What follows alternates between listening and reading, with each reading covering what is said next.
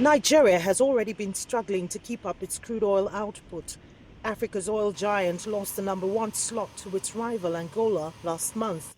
Nigeria is dealing with a new militant group that goes under the name Delta Avengers. They came with a big bang in February, blowing up strategic pipelines in the region and threatening more attacks.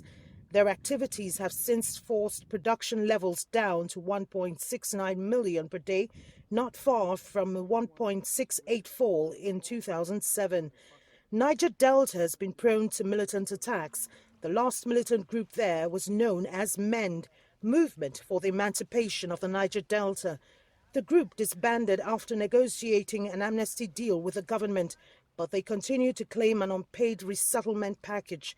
Now, security expert Vince Onyekwelu thinks MEND could be reinventing itself. The bottom line here is MEND could be on their way back. Also, fraternal groups, people move on. Splinter groups are formed from the actual initiators of those kind of fraternal groups. Just like in Boko Haram, it's obvious that they've split into different gangs with different names, with different agenda based on who is their commander. The group had earlier released a list of demands, a sign that they're open to negotiations. They want 60% of indigenous people to own and control oil blocks, among other things. Vincent Onyekwelu believes the government may be dealing with a more sophisticated group this time. If you see the way they wrote that particular letter, that means if it came from them, actually, but it shows they are very articulate. It shows they've got probably some new PR experts, because those litany of requests they made, they touch very salient issues that many Nigerians are interested in. The government's been talking tough against militants in the oil-rich Delta region.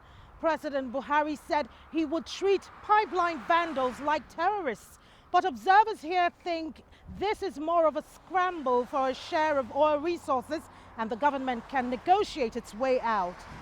Oil is Nigeria's biggest earner.